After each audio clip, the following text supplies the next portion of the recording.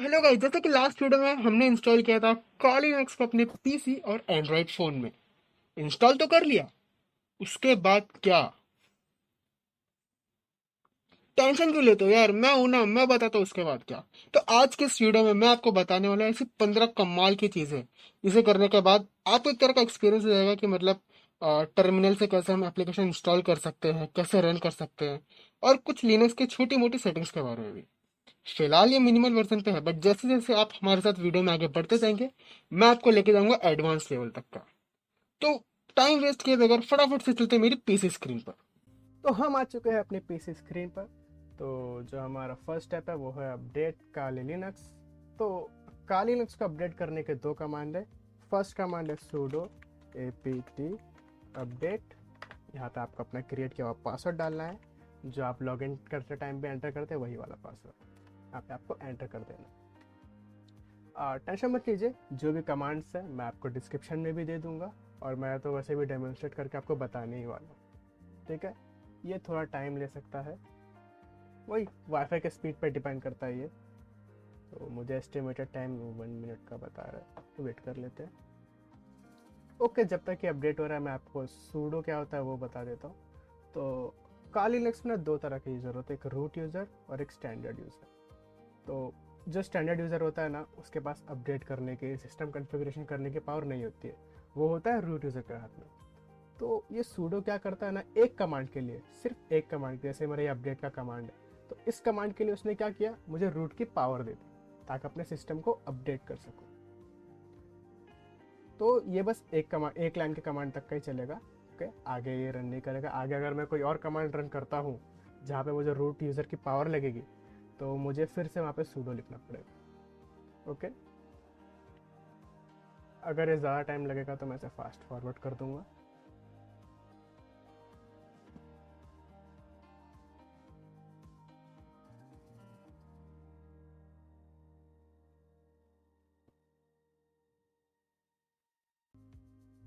Okay, तो यहाँ पे ये कंप्लीट हो चुका है। तो हमारा सेकंड कमांड है वो है apt अपग्रेड। यहाँ पे हम इसे यस कर देंगे। वाई, ये भी थोड़ा टाइम ले सकता है।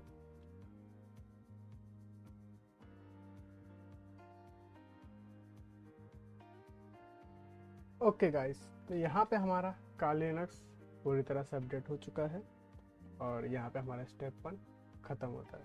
ठीक गाइस, तो अब हम बढ़ते हैं अपने सेकंड स्टेप की तरफ, जो है इंस्टॉल गिट।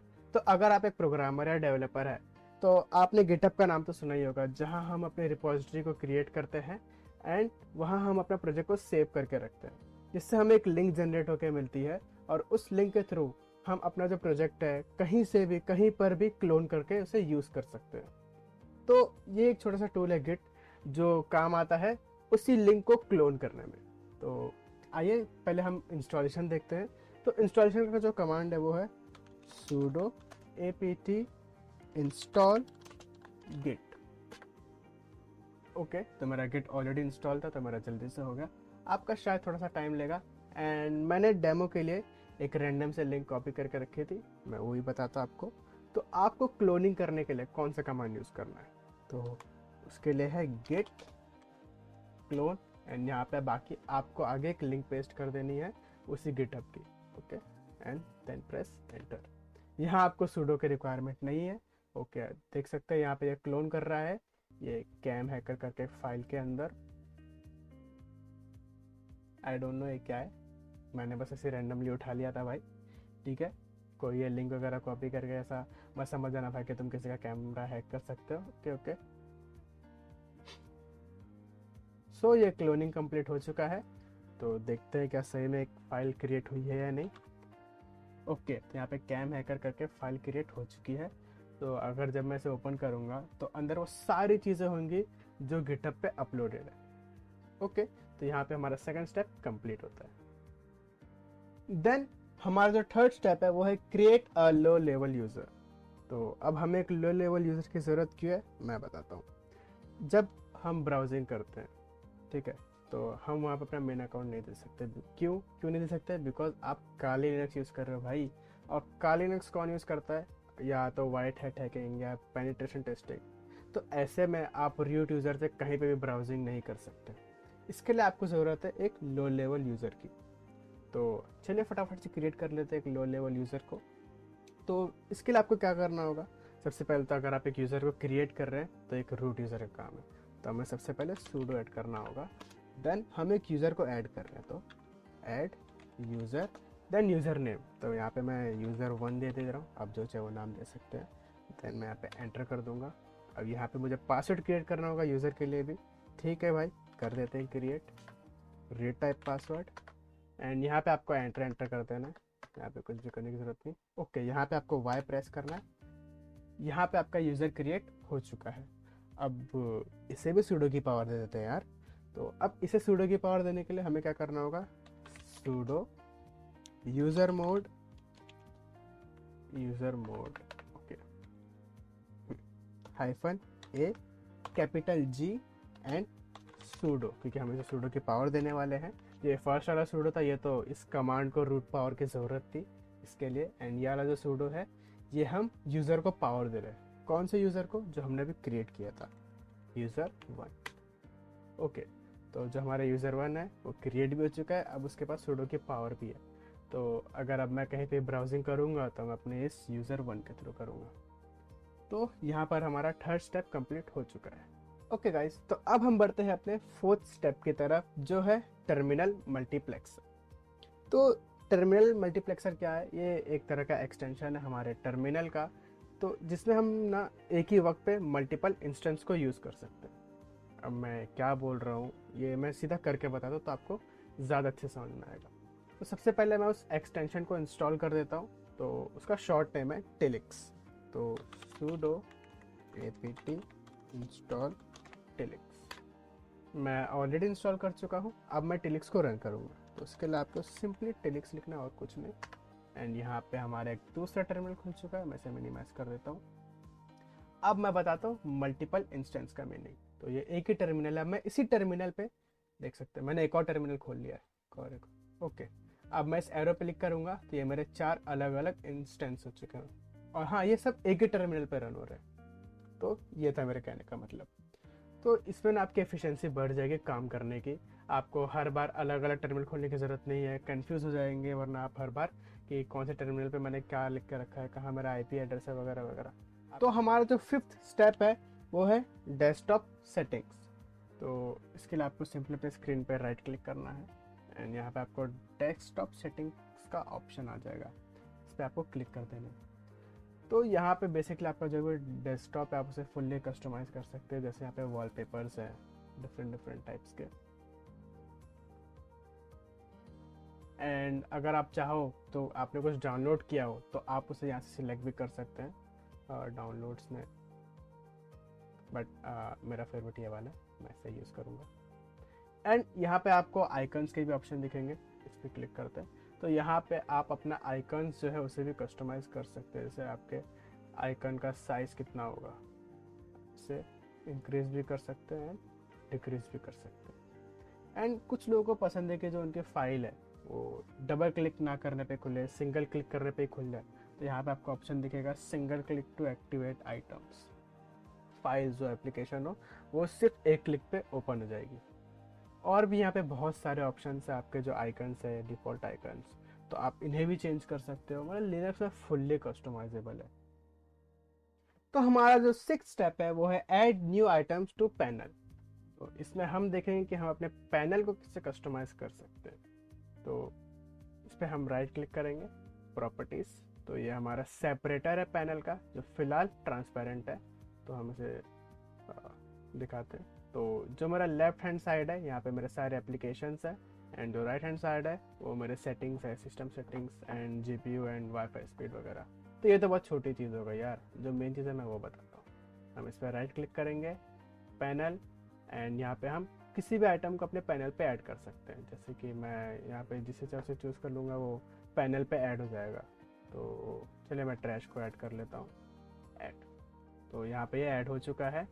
एंड एक और तरीका है पैनल में ऐड करने का, मैं यहाँ पर जाके एप्लीकेशंस को सर्च करके भी कर सकता हूँ। तो फॉर एग्जांपल मैंने यहाँ पे OBS सर्च किया एंड मैं इसे ऐड टू पैनल कर दूंगा, तो ये भी ऐड हो चुका है। एंड अब बात है भाई कस्टमाइजेशन की, तो हम वो भी करने वाले हैं। तो उसके लिए फिर से हमें पैनल पे जाना है, राइट क्लिक करना है, पैनल, यहाँ पे आपको पैनल प्रेफरेंसेस दिखेंगे, इस पर क्लिक करना है। तो अब ये खुल चुकी है पैनल की सेटिंग, जहाँ पे हम ये देख सकते हैं कि हमें अपना जो ये पैनल है ये हॉरिजॉन्टल है, तो हम इसे वर्टिकल भी कर सकते हैं। एंड ये डेस्क बार, जिसमें मतलब थोड़ी उनकी पोजीशन चेंज हो गई, मतलब ये फिलहाल जैसे हॉरिजॉन्टल में थे वैसे ही डिट्टो वर्टिकल में आ गए, बट जैसे हमने डेस्क बार पे क्लिक किया तो ये जो भी अपने टाइम थे सब सीधे हो गए। रुकिए मैं फिर से दिखाता हूँ। तो ये डिफरेंस है डेस्क बार और वर्टिकल में। फिलहाल मैं इसे वापस हॉरिजॉन्टल कर दूंगा। एंड यहाँ पे हम अपना जो रो साइज है हम उसे इंक्रीज कर सकते हैं, एंड नंबर ऑफ रोज भी हम इंक्रीज कर सकते हैं।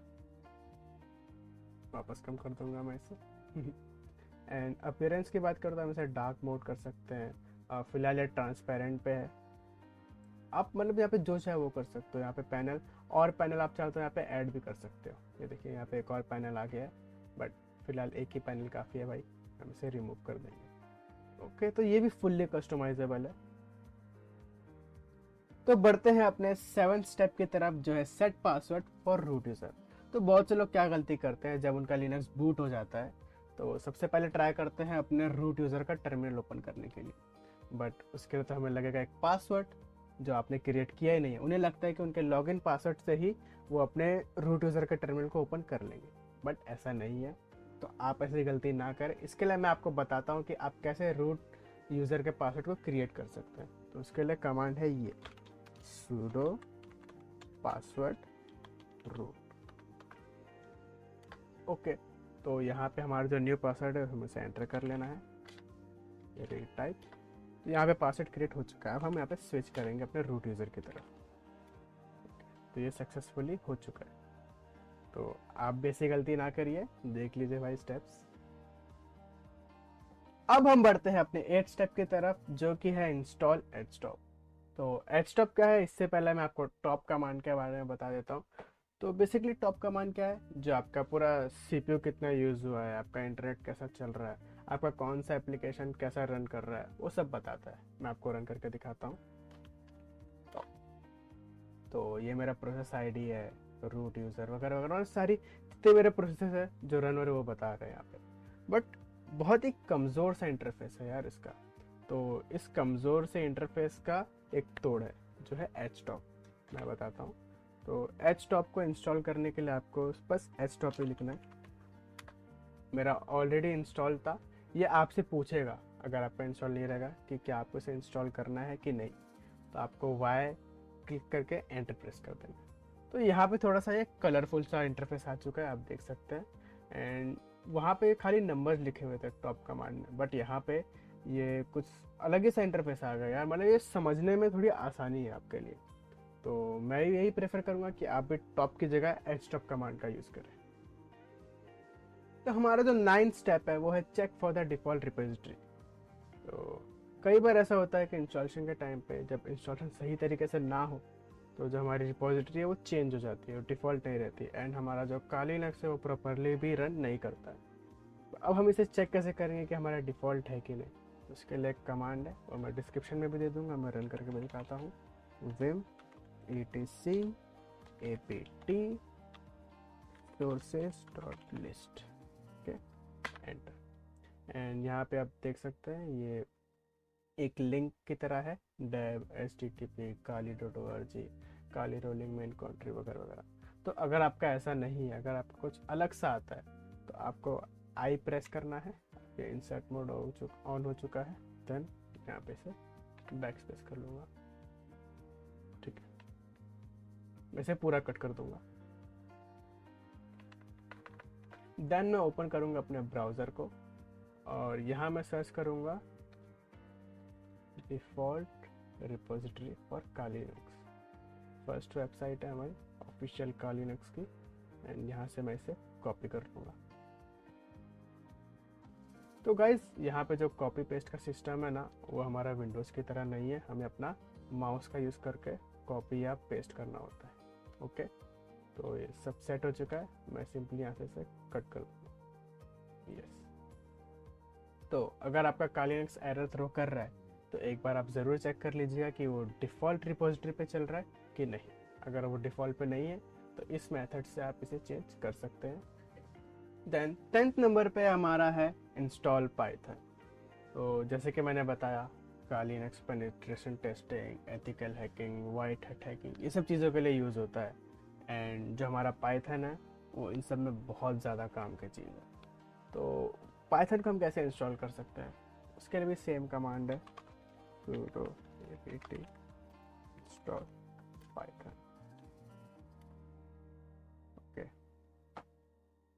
Python is no installation candidate. अगर आपका ऐसा कुछ मैसेज आता है तो आप पाइथन 2 या पाइथन 3 लिख के ट्राई कीजिएगा। तो मेरा पाइथन 2 पे यहाँ पे सक्सेसफुली हो चुका है। मैं यहाँ पे चेक करके दिखाता हूँ।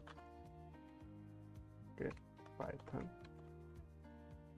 वर्जन, यहाँ पे मेरा जो पाइथन वर्जन है ये 3.11.4 जो अभी का लेटेस्ट वर्जन है वो इंस्टॉल हो चुका है। हमारा 11th स्टेप है इंस्टॉल जावा।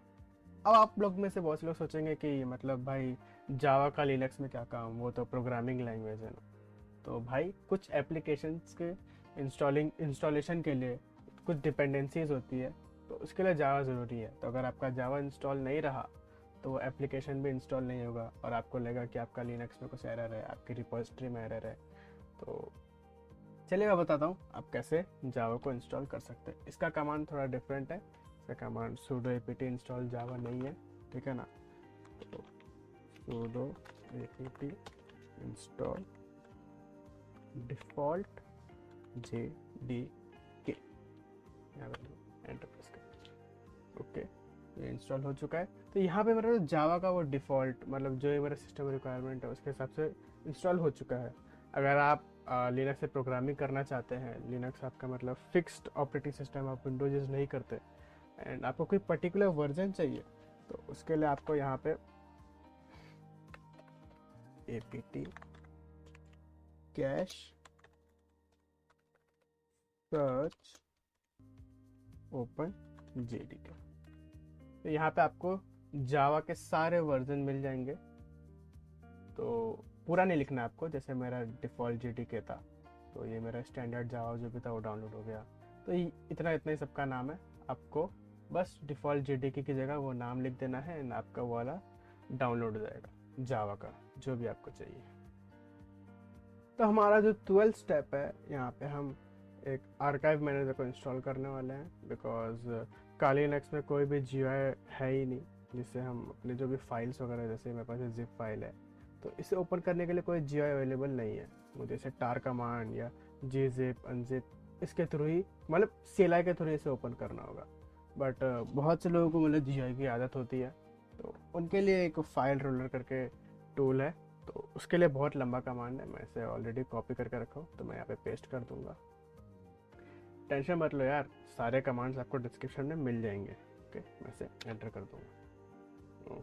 सब इंस्टॉल हो चुका है यहाँ पे। ओके, मैं यहाँ पे आपको सर्च करके दिखाता हूँ। यहाँ पे देखिए आर्काइव मैनेजर आ चुका है, ठीक है। आप रोलर सर्च कीजिए, roller file roller archive manager कुछ भी सर्च कीजिए आपको मिल जाएगा, जिसके थ्रू आप कोई भी मतलब अपनी जिप फाइल को ओपन कर सकते हैं। तो हमारा जो 13 स्टेप है वो है इंस्टॉल टॉर।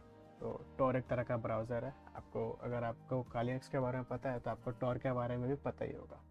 इसके बारे में मैं ज़्यादा डीप में नहीं जाऊँगा बिकॉज ये डीप वेब से कनेक्टेड है।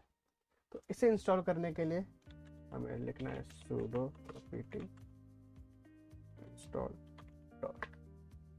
अभी आप लोग सोचेंगे टॉर का यूज़ क्या है। तो जब भी हम ब्रूट फोर्स वगैरह की कोई भी स्क्रिप्ट अगर हम रन करते हैं तो हम वहाँ पे टॉर का यूज़ करते हैं, क्योंकि हर एक स्क्रिप्ट की हर एक लाइन जब रन होती है ना, तो हर एक लाइन के लिए हमें अलग अलग IP एड्रेस प्रोवाइड करता है ये टॉर ब्राउज़र। तो ये हम आगे के वीडियोज़ में आपको रन करके दिखाएंगे कि कैसे होता है। मैंने बताया ना, अभी हम अपने मिनिमल वर्जन पे हम धीरे धीरे एडवांस की तरफ जाएंगे। तो आप बेफिक्र रहिए, हर एक चीज़ की वीडियो आपको मिल जाएगी, बस जुड़े रहिए हमारे साथ। तो हमारा जो 14 स्टेप है वो है इंस्टॉल VLC। तो अब तक हमने जितने भी टूल्स देखे भाई सब काम के थे। थोड़ा आराम भी कर लो यार, कुछ एंटरटेनमेंट हो जाए। बट काली लिनक्स में तो खुद का वीडियो प्लेयर है ही नहीं, तो इसके लिए हम इंस्टॉल करेंगे VLC को।